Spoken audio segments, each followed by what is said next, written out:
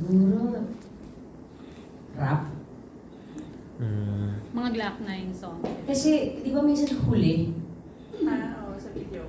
Oo, tapos syempre, kasi di ba yung video ko nga, it's your chance to, sing songs that you don't, you haven't really memorized, di ba? So tendency mo, kapag tumitingin ka lang doon, di mo memorize yung linya ba? Ang bagal nung talon, nung Hindi sumasabay. rumarap na ng ibang linya yung kanta, tsaka palang lalabas. Wala na, na-miss mo na. Eh, bilis eh. Yun. Napapahinto ka ba pagka wrong spelling or wrong yung lyrics? Oo, kinokorek ko. Tapos gusto ko silang tawagan, guys. Mali na niya. Sa mga Bear It songs, ano yung most challenging para sa'yo? Ano yung mga... Well, pag pinapahinga ko yung gusto ko nang bumitaw, parang ang challenging niya. Kasi parang the whole time nandun sa taas. So mga kinakanta ko, yung mga Whitney. Yes, Whitney. Ano yung mga kinakanta ko? Siguro mga All at Once. Yan. Beyonce, listen. Love on Top. Ayan talagang pang-ano. So, ito na. So, one time, ginawa namin yung, yung video kay Relay. Pinost ko yun sa, sa Facebook ko. Kasama ko yung mga barkada ko. Diyos ko. Tawang-tawa ko. Kasi di ba pataas ang pataas yun?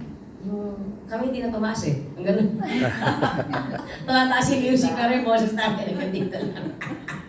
Ay, bakit singer ka na, pero ang hobby mo, Kumanta singing pa rin? Actually, baliktad po yun kasi dito, Nestor. Hobby ko talaga yung singing. Nagkataon lang na naging singer ako. So, kaya siguro, na-enjoy ko yung ginagawa. Siguro yun, I'm actually happy that it has become my job. Because when I'm working, I honestly don't feel like I'm working. And hanggang ngayon, Lisa and I would still have like arguments and, love, lumampas ka na naman sa oras mo. Kasi as opposed to 45-minute set becomes an hour 30. Tama. Galit pa rin sa akin na kaya. Yung age niya, di ba? Ako kasi, so ako naman, syempre, as a manager, diba? Ako kasi pag nagdodon na ako, Sobrang mo na-enjoy na. naaasar ako pag bitin ako. So yung mga 3 songs, galit na galit ako dyan. Kasi painit pa lang ako, tapos na. Yun. So, paano mo nadi-distinguish yung work at saka yung leisure? siguro pag pagod na ako, pag pagod ako tapos kailangan ko mag-work, yun, work siya for me. Pero which is very seldom kasi tira naman ako mapagod sa pagkanta. Pero siguro yung kapag tipong masama yung pakiramdam ko, kasi syempre pag masama yung pakiramdam ko, ayaw mo naman kumanta. Pero kailangan kong kumanta because I have a commitment, then that feels like work. But other than that, hindi. Talagang kanta lang. Pag pinapakantaan ng specific songs. Ayun. Yun, kasi ako naman, I'd like to think that I can sing most genres. Pero ako, specific ako sa mga songs na gusto ko. Kumbaga, when you ask me, ano favorite genre mo? Wala akong masabing favorite genre ko. Kasi mas particular ako sa song. Kapag maganda yung song, kahit pa rap yan, classical, jukebox or whatnot, game ako. Basta na-appreciate yung song. Now, kapag kailangan ko kanyari kumanta sa isang show, tapos kailangan mo aralin to, tapos yung may mga kantang siguro hindi ko preference yung song, tapos yung talagang hindi pumapasok sa kukote mo yung kanta, naku, problema ko yan. Kasi hindi mo kahit 2 days, 3 days mo nang pinag-aaralan, hindi talaga pumapasok sa kalamnan mo. Ang hirap nun eh. Ako pa naman, siguro kung napapansin niyo, pag kumakanta ako, nakapikit ako. As much as, naging habit ko na rin. Pero ayoko talaga na tumitingin sa papel or sa prompter. Kasi parang feeling ko nakakasira eh. So pag gano'n, naasar ako kasi kailangan tumingin sa prompter kasi hindi ko siya talaga namamaster. Parang, yun, hit.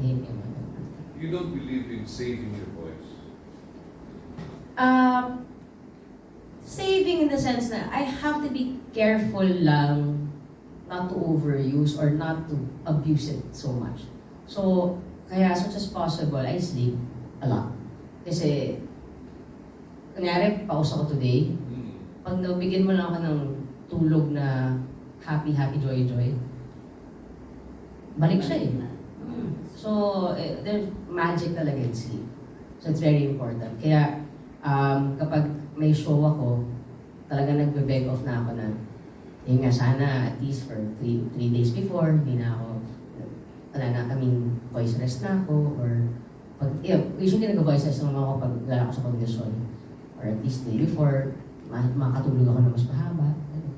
When na may experience mo kay James Taylor? Oh.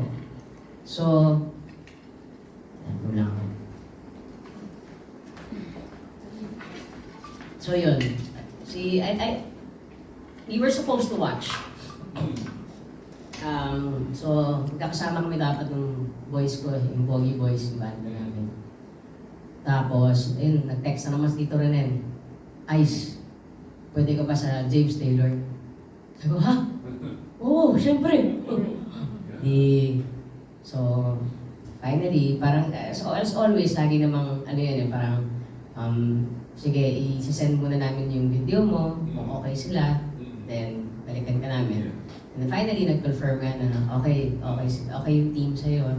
So, game. Pagdating namin doon, so kami ni Kuya Noel, we rehearsed pala here muna. Kasi parang, first time ko din na mag-open, na meron akong kasamang mag-open. Normally ako lang eh. So, syempre, we have another artist. Which is buti na lang si Kuya Noel, sobrang magkaganon kami. Na we've done so many shows din together, kaya hindi rin mahirap. So, nag-rehearse kami, tapos yung pagdating ng panahon medley namin, ni-rehash lang namin ng konti. And then, ginawa namin yung ano tong title to, Tatsulok, tsaka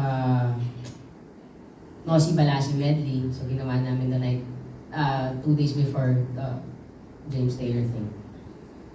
So, pagdating namin doon, syempre, especially yung mga bagong medley, alam mo yung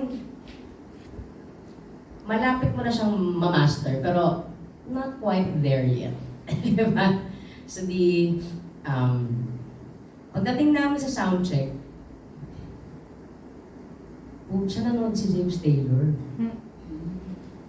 So, hindi namin alam na manonood siya kasi normally, yung mga ibang artists, pagtapos na sila, papasok na yan sa dressing room nila. They don't normally like hang around or watch us or whatnot. Ito, andun. Tapos talagang, even before going up sa stage, nung bago kami soundcheck, talagang he was there. Kaya nakapagpa-picture kami, napasignan ko yung t-shirt ko, tapos yung, my God, si Kuya Noel, super fanboy. Nakakatuwa siyang panoorin na parang, ang cute, parang bagets. So, dala niya yung mga albums niya, ng James Taylor, pa-picture kami, ganyan. So, finally, soundcheck na. So, biglang, akala namin, nandun lang siya sa dressing room, biglang lumabas yung mama. Bigla kaming dinaga. Lahat kami. Bigla kami kung ano-ano mga chords na natutugtog namin. Ako, iba-ibang lyrics yung nasasabi ko nung soundcheck. Sabi ko, Diyos ko, ano mo nagkaganito tayo? Sabi ko, naging combo tayo sa sitio. Alam mo, hindi pang open sa James Taylor. So, sabi ko, okay, sige, pagbalik sa dressing room. Guys, practice! Practice kami, walang tigil. Sabi ko, okay, mukhang kaya na natin to. So, umokay naman, mukha namang okay kami nung show mismo. Pero grabe, first time namin dinaga. Siguro, iisip na lang, tayo sobrang kinaba. Kasi talagang, normally bago kami sumampa, nakakakain pa kami. Ito talaga hindi ko makakain. But ako hindi ko makakain. Hawak ko na yung gitara ko. May practice ko na yung chords ko, may practice ko yung lyrics ko. Sabi ko, kaya hindi ko makakain. Ako sobrang kabado. Mas kinakabahan pa ako kaysa sa concert ko. Kasi isip ko, kasi bukod si James Taylor, na sobrang wow, icon, legend, ang mga nanonood pa sa'yo, puro mga senior namin na musicians. So feeling ko nag-add siya sa pressure. Alam mo ito yung mga, idol mo rin, nanonood sa'yo. So parang, siyempre alam mo na, yung musiko dito sa Pilipinas, di ba? Talagang, very discerning. So, sabi ko, hindi pwede magkamali talaga. Kailangan galingan. So, ayun. Kung ano Sabi sa'yo okay. ni James? Oo nga, anong feedback naman? Wala na kaming feedback kasi after nun, hindi na namin siya nakita eh. Because I think he's already preparing.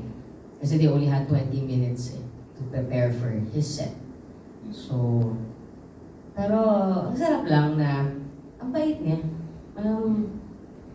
Siguro sa lahat ng artist na nakilala ko, siya yung very unassuming. Yung naglalakad lang sa hallway. Alam niya yung pag may lumapit na fans, magpapapicture. Kasi talaga nagpapicture ako nung kaset ng inaanak ko. Talagang, wala naman akong table, walang anything. Talagang, tangkat niyang mama eh. So talagang may effort, nakikita mo yung effort niya na i-accommodate. So, nakaka-appreciate na ganun siya. No wonder, nandiyan pa rin siya.